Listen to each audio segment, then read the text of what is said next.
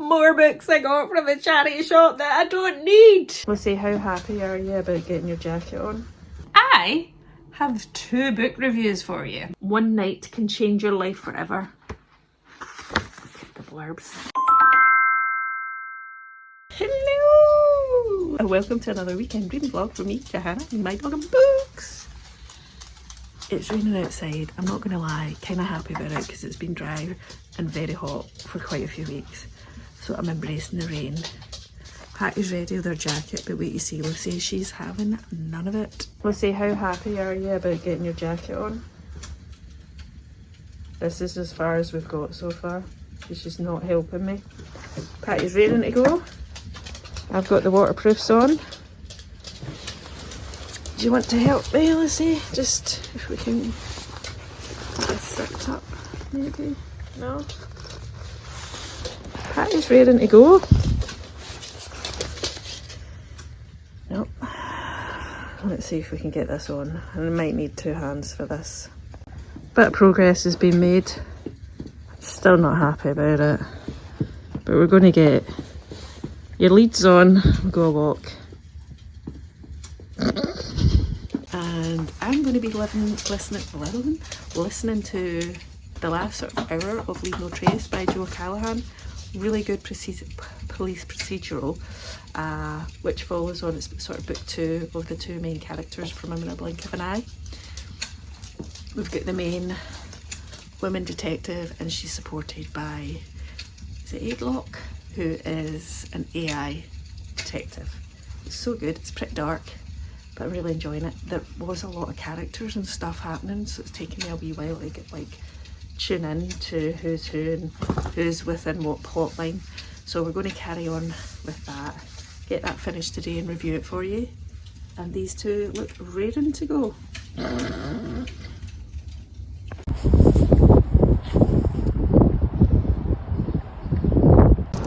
Lizzie, you're not happy about this? No, it's actually not that bad. Come on. You're such a grump.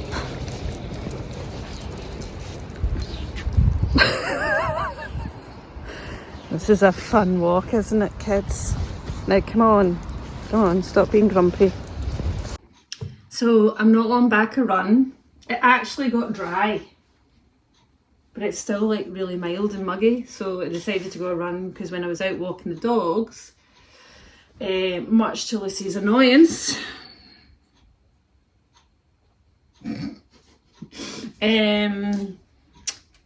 it was actually really mild and quite nice with the spritzy rain in my face, so I thought actually I might go for a wee run.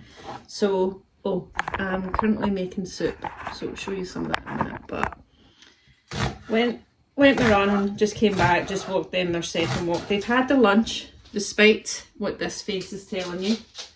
Okay, she watches me making soup.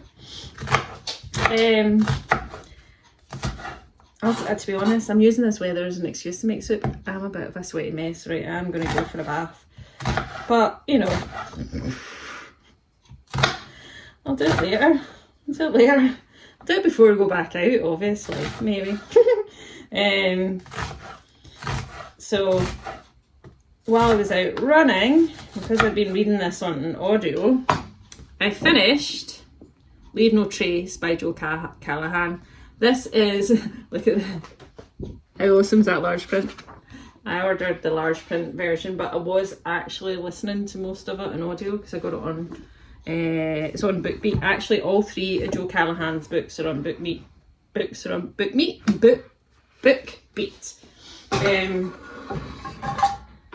And this is book 2 in the kind of police procedural series.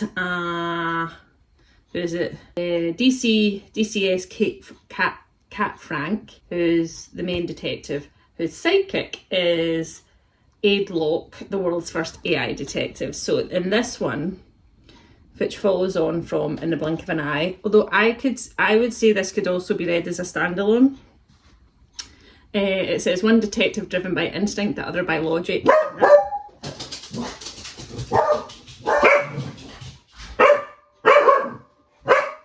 I thought there was a delivery at the door, but no. A man dared to walk past with his dog.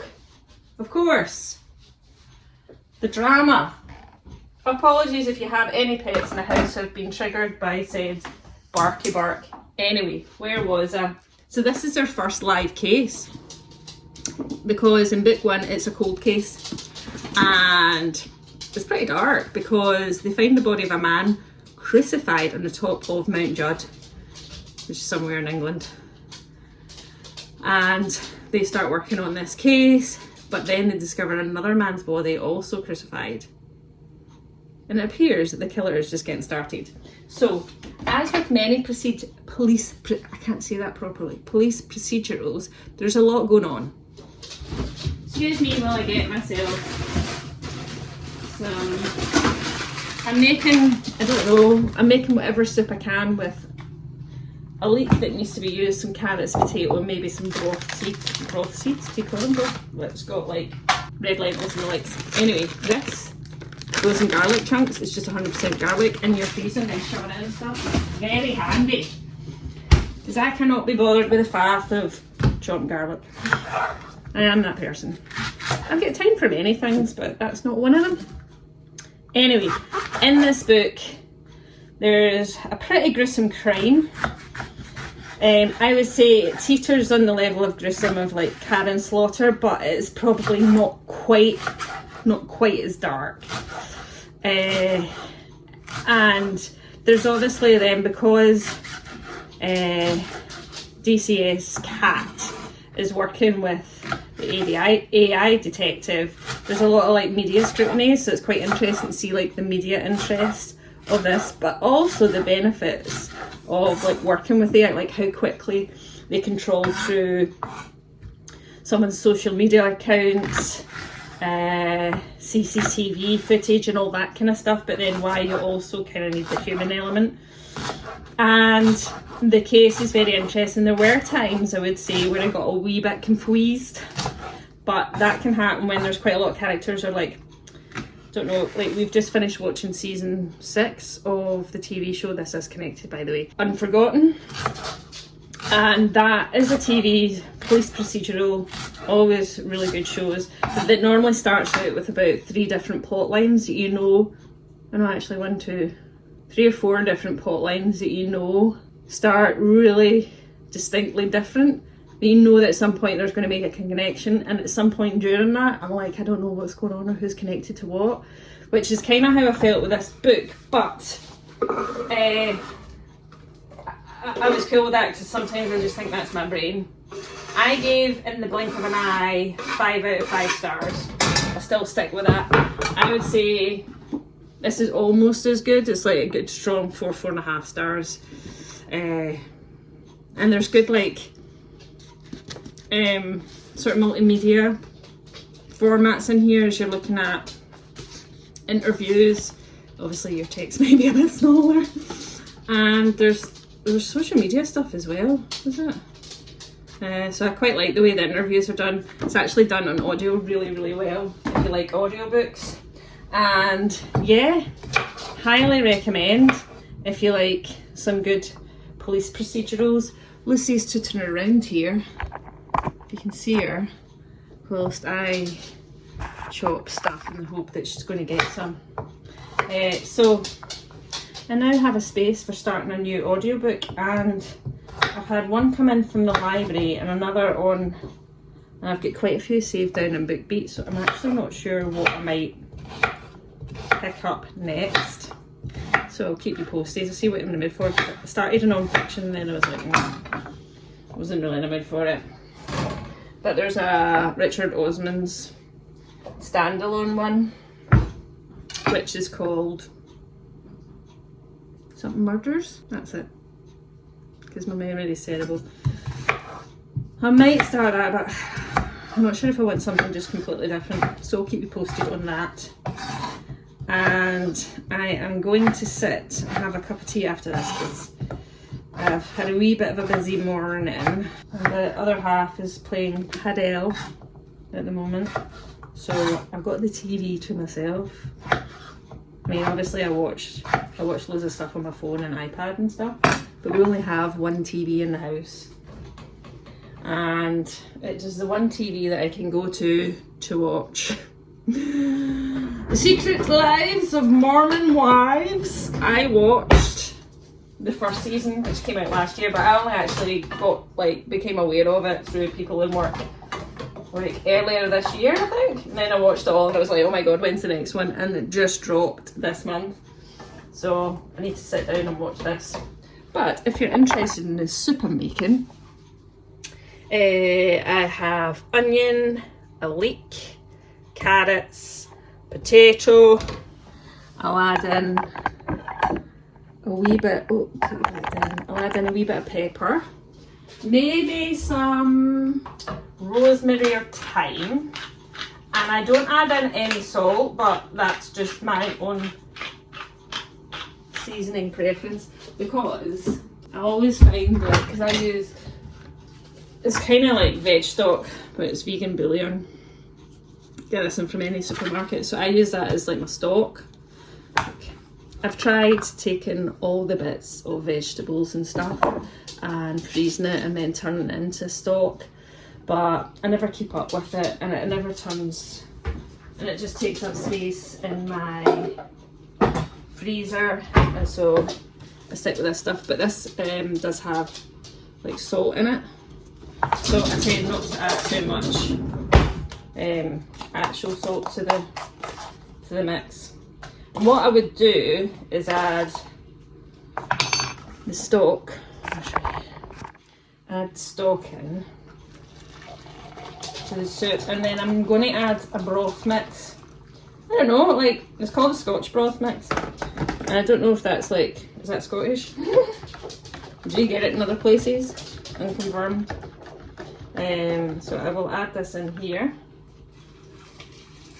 and then I normally top it up a wee bit more with a bit more water, but this normally has enough salt in it to kind of, but you can season to your own tastes. And so I'll show you how this is looking. So that's, but I'm going to add in some broth mix, so bear with. So this is like the broth mix. You just get them in packets. It's literally called broth mix. So I think it's got yellow split peas, grains, red lentils. It adds more of a crunchy, well, not crunchy, you don't get crunchy soup, but you do need to give it a good wash. Maybe I need to cook it for longer. I'll need to Google that, because I threw the packet out, but I can't remember what's actually in it. So I'll give it a good rinse and then put it in here and maybe top it up with a wee bit more water. So I've got some thyme from the gardens in one of my wee boxes at the back. Thyme is dead easy to keep, by the way, in your garden. So is mint, and I've got rosemary as well. Just taking these off. And then I'll probably, because of the broth mix, I'll simmer it for about 40 minutes. And then I might get some nice bread. If I do that, and then that is a cheap and cheerful lunch that is nice and hearty and filling, especially when it's not blazing sunshine. It's a bit hard to have soup when it's blazing sunshine. I do try because I love soup. So, and most of the time I just make this up with anything I've got left in the cupboard. Clearly you're gonna get even closer. If you poke the bear, the claws are coming out. Oh shit. I just woke up a monster.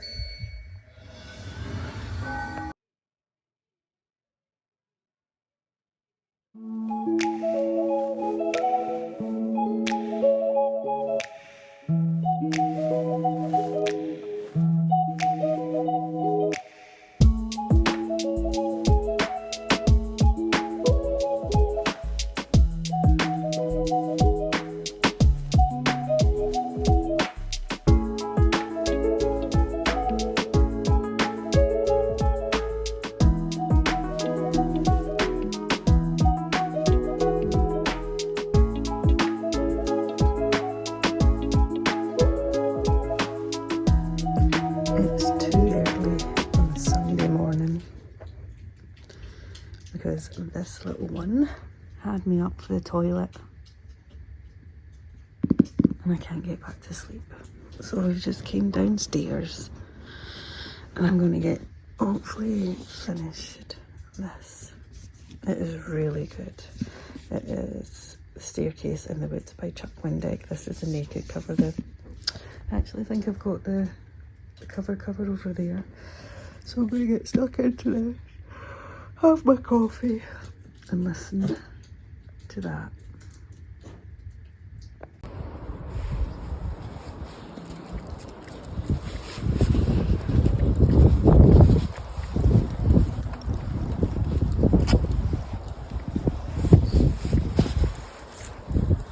I'm up, dressed, walked doggos. It's a weird day. It's like sun and showers, but like uber windy. I just finished The Staircase in the Woods by Wendig. A house at first is not a home. Home is where the heart is.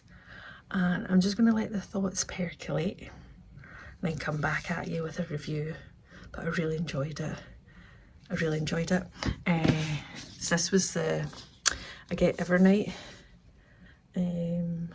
quarterly horror book subscription, and so there's always like a fancy exclusive edition, so that came in there. So I finished that and I'm just about to finish, well this is me ready, to be honest. I'm going to brush my hair and then I'm heading out to meet my friend for coffee in the south side of Glasgow. So if I get a chance I'll take some footage there, but it depends. Sophie wet and windy, and obviously, you know, I might have a wee nosy when I'm out. I've still to show you the wedges downstairs.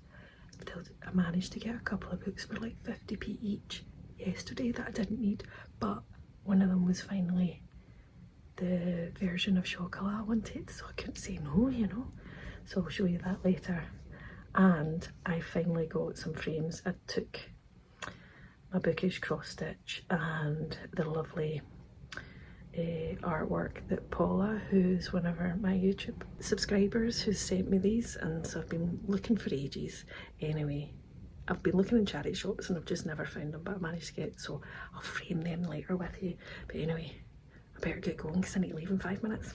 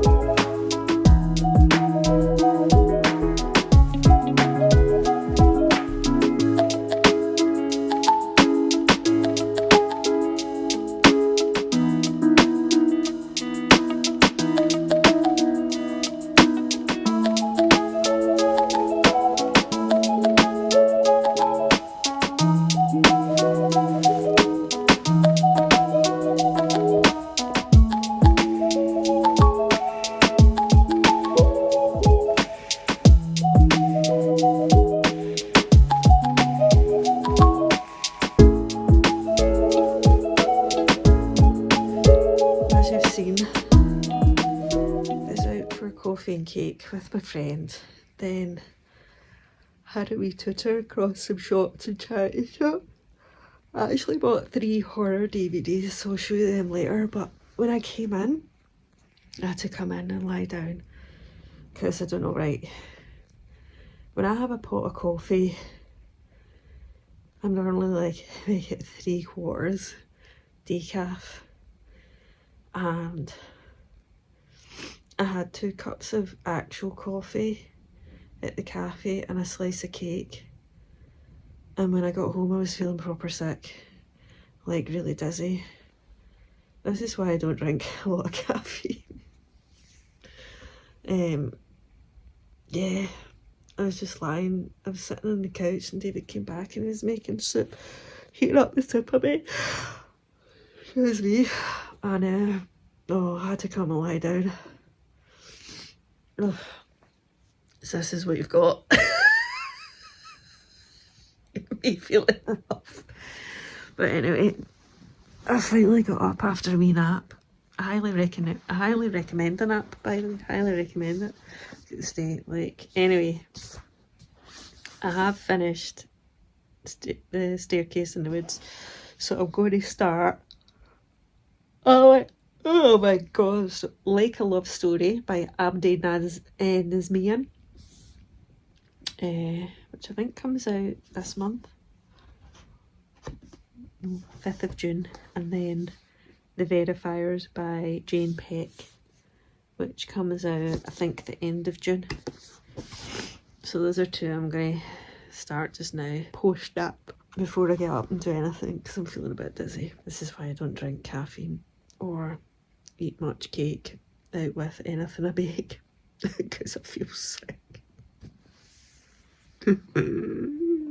Feeling much better today. I'd like to think that I just wasn't feeling 100% just because of caffeine and cake, but that's possibly the case, Today, the other half is working, so I've got to do some chores. Look at Patty, she's over there in the beanbag. We've been sitting here reading for a bit. I started Like a Love Story by Abdi Nazemian, and that comes out on the 5th of June. Set in 1989 New York City during the height of the AIDS crisis. We follow 2 teens. It's a young adult book. We follow 3 teens. Reza, who is an immigrant into New York from Iran. Judy, who is gregarious, has a mum who wishes she was thinner and more conforming, and her bestie Art, who is openly gay teenager. I think the only one openly gay at school. He's quite flamboyant, and Jude and Art are besties. Reza comes into their group because he's just joined the school. Reza realises he's gay but hasn't opened up about it, so he starts to have some feelings for Art, but Judy has feelings for Reza, so that's how that's playing out. But it's really nicely against the backdrop of the AIDS crisis, because Judy's Uncle Stephen has AIDS and is currently not well. He's kind of terminal, but he's also doing some activist stuff, which Judy's best friend Art is trying to help with, and Judy's got is really close to Uncle Stephen, and Reza is coming into this group. So I'm only 100 pages in, but I'm really enjoying it. Can we also appreciate the cover here? It's delightful. And it says, by Dean Atta, who's the author of Black Flamingo, which I've read. It's a young adult book, and it's also a Stonewall Honour book. It says, a story of family, friendship and romance facing hate and indifference with love and strength. Light reading, even though it's dealing with tough topics, so I'm recommending it. You need to go to the library. You go to Glasgow libraries to pick up some reservations. Excuse me, I think yesterday knocked me. And some chores written down that I need to get done, and also need to speak to you about Staircase in the Woods and show you some of the stuff I got. Plus I really need to get onto my cross stitch, because I've decided the bookmark I'm making I might gift to a friend, so better get on that. Anyways, enjoy the last day of the weekend dream vlog with me. I should really get changed, shouldn't I? Actually, because I'm finishing my coffee, and I'm really, oh, it's all dribbled and I'm now quite hot. So anyway, I'll catch you later.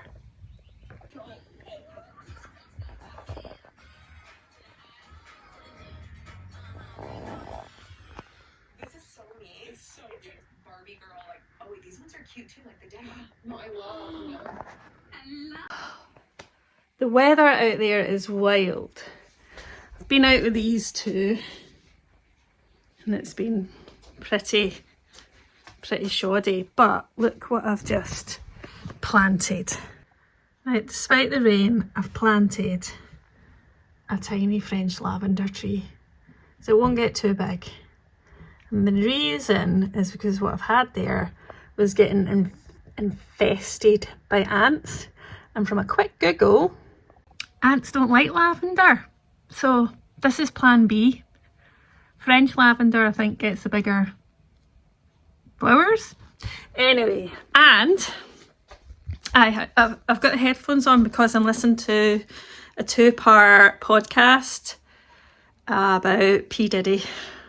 It's red-handed. One of my colleagues recommended it. I'm on part 2 and it's pretty disturbing. Anyway, that's why I've got the headphones on, because I've been tutoring. And I've finally been framing some of my things. Wait till you see. I've framed my last cross stitch here. I know I should have ironed it, but like I don't even know where my iron is, so I'm hoping that just eventually goes away. I've got a commando hook. Maybe I should iron that. I might do that. Anyway, because I need to wait for an hour. Finally found a frame for my Night Terrors sketch by the lovely Paula. Do you approve, Paula? That was the other one she did. As you adore it. And, excuse the mess, now both my ladies have frames. They're slightly different. I've been keeping an eye out in charity shops, but I couldn't get one like exactly the same. But yeah, I gave up in charity shops on that. So look at these girls. So my wall is turning up, is thinging. By the way, is getting nice collections. I use commando hooks ever since one time we put a nail in the wall and hit a pipe, so I'm too scared now. But here is the first 100 books of my book group. Well, what was the year for that? That was, David made this for us, 2004 to 2013. And then this was the extra 50 books. Hold on, can't see it because of the light. And that was 2013 to 2018. So we just did some of the titles there. Can't see it so well because they're reflections. Anyway, and those are sketches done by some of my friends, but now I'm thinking I might iron that.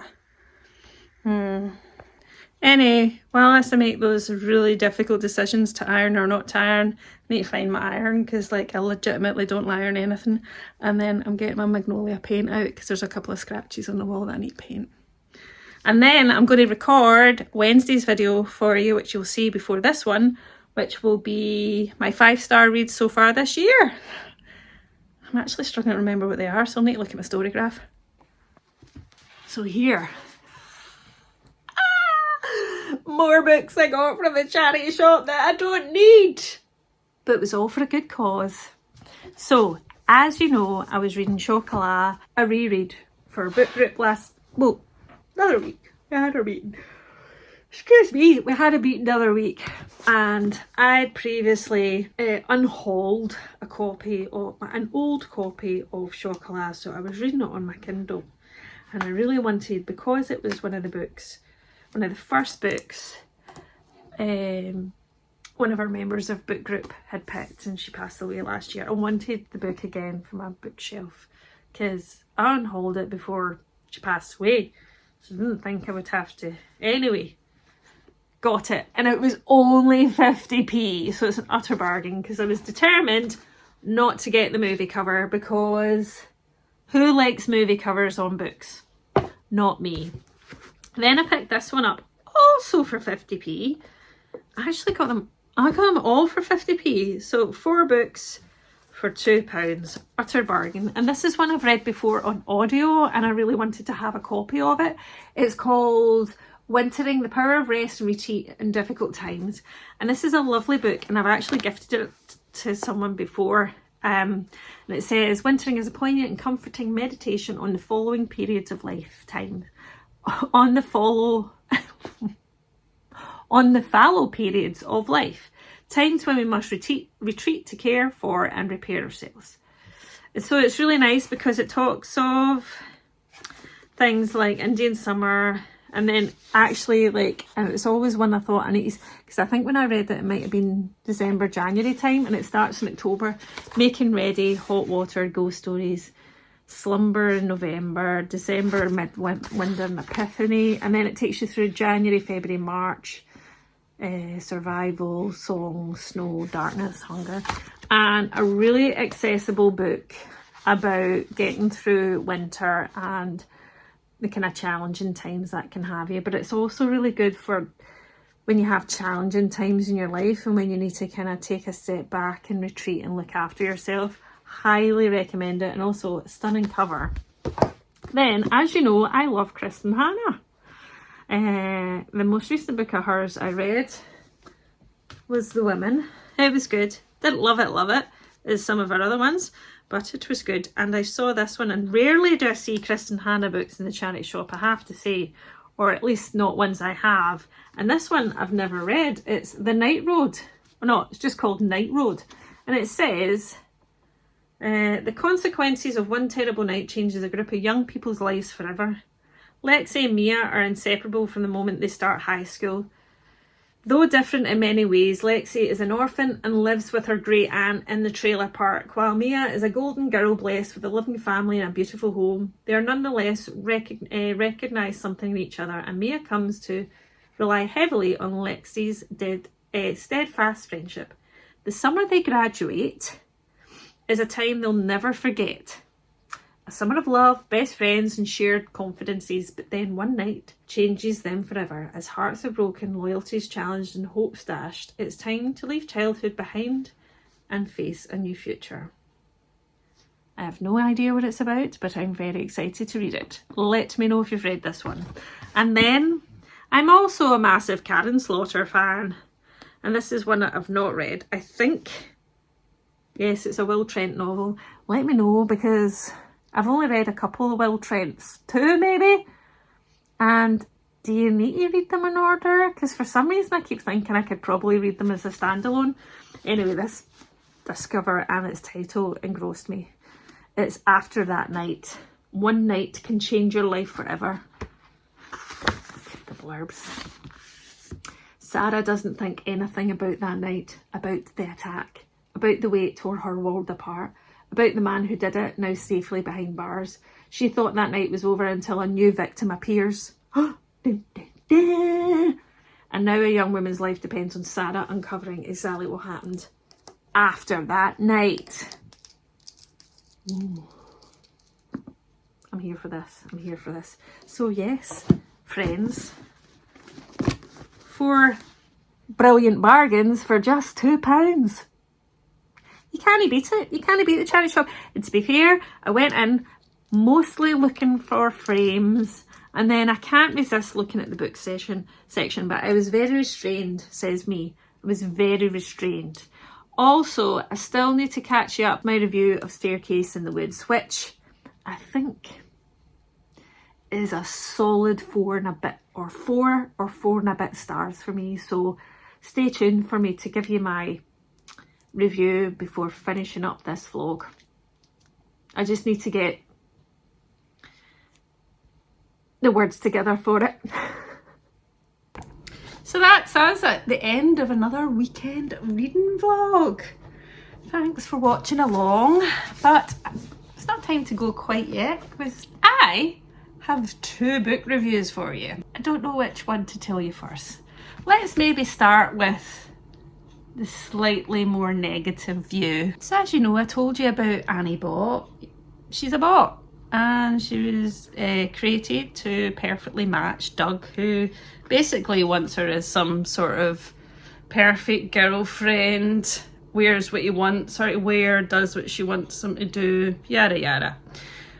Until then it kind of says she starts to rebel against some of that. Premise is pretty decent. And I'm going to caveat with this with saying, if the premise interests you, check out the reviews because mine is maybe a slightly unpopular opinion. I mean, the synopsis kind of sets you up for a bit of a feminist pushback against misogyny and there's that kind of sense of ownership and belonging, right? But for most of the book, you're just watching Annie being controlled with zero pushback. I'm not saying that's like, because obviously in those actual scenarios, that's not always possible. But you were being exposed to a really like painful dynamic that is controlling and degrading, and it felt like most of the book, which I found exhausting. And so the majority of the book here is kind of focused on Doug's manipulation of Annie.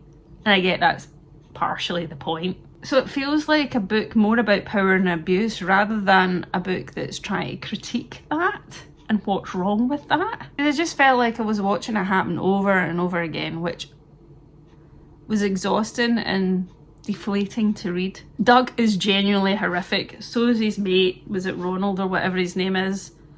They're just repulsive, controlling men. He's like always like being abusive, controlling and infantilizing Annie, and it just seems to be incessant. And it just felt like the book lingered on that for an unnecessary prolonged period of time. The concept is strong, a commentary on toxic relationships and consent, control, tech and femininity, right? But for me, the execution did not deliver. Felt like it was trying to shock more than empower.